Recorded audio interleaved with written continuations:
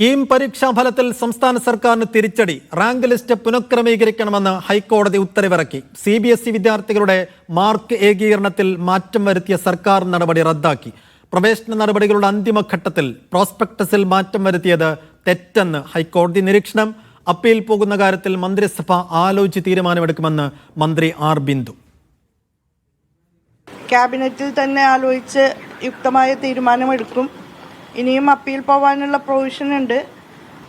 കേരള ബോർഡിൽ പഠിക്കുന്ന ഒരു കുട്ടി ഫുൾ മാർക്ക് നേടിയാലും 35 മാർക്ക് അവർക്ക് കുറവ് കിട്ടുന്ന സ്ഥിതിയായിരുന്നു കഴിഞ്ഞ വർഷം ഉണ്ടായത്. അതിനെക്കൂടി അടിസ്ഥാനപ്പെടുത്തിയാണ് എല്ലാവർക്കും നീതി ഉറപ്പാക്കാവുന്ന ഒരു ഫോർമുലയിലേക്ക് എത്തിച്ചേർന്നത്.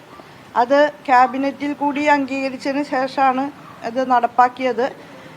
അതുകൊണ്ട് തന്നെ കോടതിയിൽ നിന്ന് ലഭ്യമായിട്ടുള്ള വിധി മുഖ്യമന്ത്രിയായും ക്യാബിനറ്റ് മറ്റ് മിനിസ്റ്റേഴ്സുമായിട്ടൊക്കെ ചർച്ച ചെയ്ത് തീരുമാനമെടുക്കാമെന്നാണ് കരുതുന്നത്.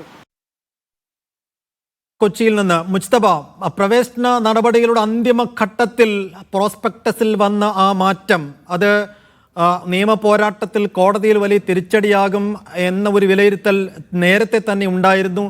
ഇന്നിപ്പോൾ മറിച്ചൊന്നല്ല കോടതിയിൽ സംഭവിച്ചത്. എന്താണ് കോടതി ഇതിനകത്ത് കണ്ടതും നിരീക്ഷിച്ചതും? അപ്പോൾ സർക്കാരിന്റെ ഇനിയുള്ള നടപടികൾ എങ്ങനെ?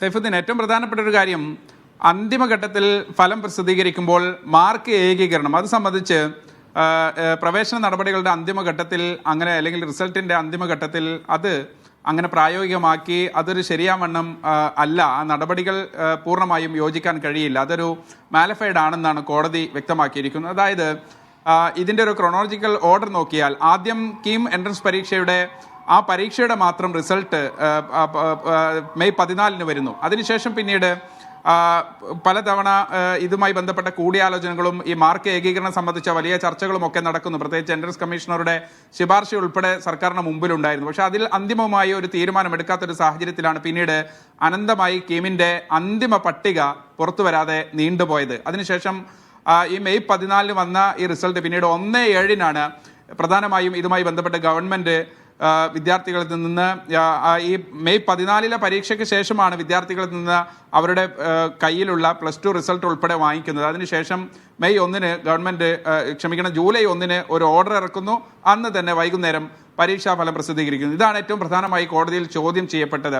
ഏറ്റവും പ്രധാനമായി വിദ്യാർത്ഥികൾ വാദിച്ചത്, ഇങ്ങനെ കേരള സിലബസിലെ വിദ്യാർത്ഥികൾക്ക് വേണ്ടി ഒരു വഴിവിട്ട നീക്കം, ഏകപക്ഷീയമായ നീക്കം സംസ്ഥാന സർക്കാർ നടത്തിയിട്ടുണ്ട്. അത് CBSE സിലബസിലെ വിദ്യാർത്ഥികൾക്ക് മുൻകാലങ്ങളിൽ ലഭിച്ചിരുന്ന വെയിറ്റേജിന് തിരിച്ചടിയായി ഇപ്പോഴുള്ള ഈ മാർക്ക് ഏകീകരണം സംഭവിച്ചിട്ടുണ്ട്. അതുകൊണ്ട് അത് റദ്ദ് ചെയ്യണമെന്നായിരുന്നു, ആ പരീക്ഷാഫലം റദ്ദ് ചെയ്ത് പുനഃപരിശോധിക്കണമെന്നായിരുന്നു ഇവരുടെ ആവശ്യം. CBSE വിദ്യാർത്ഥികളായ ഏതാനും പേരാണ് ഹൈക്കോടതിയെ സമീപിച്ചത്. ഒരു ഹന ഫാത്തിമ എന്ന് പറയുന്ന ഒരു വിദ്യാർത്ഥിയാണ് ഹൈക്കോടതിയെ സമീപിച്ചത്. അഭിഭാഷകനോട് നമ്മൾ സംസാരിച്ചിരുന്നു. അഭിഭാഷകൻ പറഞ്ഞത് 3 കാര്യങ്ങളാണ് ഇന്ന് കോടതിയിൽ സംഭവിച്ചത്. ഒന്ന്, ഇപ്പോൾ പ്രസിദ്ധീകരിച്ചിരിക്കുന്ന റിസൾട്ട് റിവൈസ് ചെയ്യണം, ആ പരീക്ഷാ ഫലം പുനഃപരിശോധിക്കണമെന്നാണ് കോടതി പറഞ്ഞിരിക്കുന്നത്.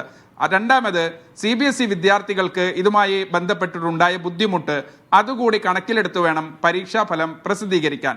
മൂന്നാമതൊരു കാര്യം കൂടി പറഞ്ഞിട്ടുണ്ട്. അതായത് ഈ വിദ്യാർത്ഥികളുടെ പരീക്ഷാഫലം പ്രസിദ്ധീകരിക്കുന്നതിന് മുന്നോടിയായി അന്തിമഘട്ടത്തിൽ പ്രോസ്പെക്ടസിൽ മാറ്റം വരുത്തിയത്, ആ നടപടി തെറ്റാണ് എന്നുകൂടി കോടതി നിരീക്ഷിച്ചിരിക്കുന്നു. സ്വാഭാവികമായും ഇപ്പോൾ വന്നിരിക്കുന്ന പരീക്ഷാഫലത്തിന്റെ റിസൾട്ട് പ്രകാരമുള്ള, അതായത് 2 മാർക്കുകൾ, എൻട്രൻസ് പരീക്ഷയുടെ റിസൾട്ടും അതോടൊപ്പം തന്നെ +2 പരീക്ഷയുടെ റിസൾട്ടും ചേർത്ത് വെച്ചുകൊണ്ടുള്ള അങ്ങനെ പരീക്ഷാഫലം പ്രസിദ്ധീകരിക്കാനുള്ള, ഈ റിസൾട്ട് പട്ടിക പ്രസിദ്ധീകരിക്കാനുള്ള സർക്കാരിന്റെ ഗവൺമെന്റ് ഓർഡർ അത് പുനഃപരിശോധിക്കുകയും അതിനനുസരിച്ച് ഈ റിസൾട്ട് തന്നെ പുനഃപരിശോധിക്കണമെന്നാണ് പറയുന്നത്. സ്വാഭാവികമായും ഇപ്പോൾ പ്രസിദ്ധീകരിച്ചിരിക്കുന്ന ഈ ഫലത്തെ അത് കാര്യമായി തന്നെ ബാധിക്കും.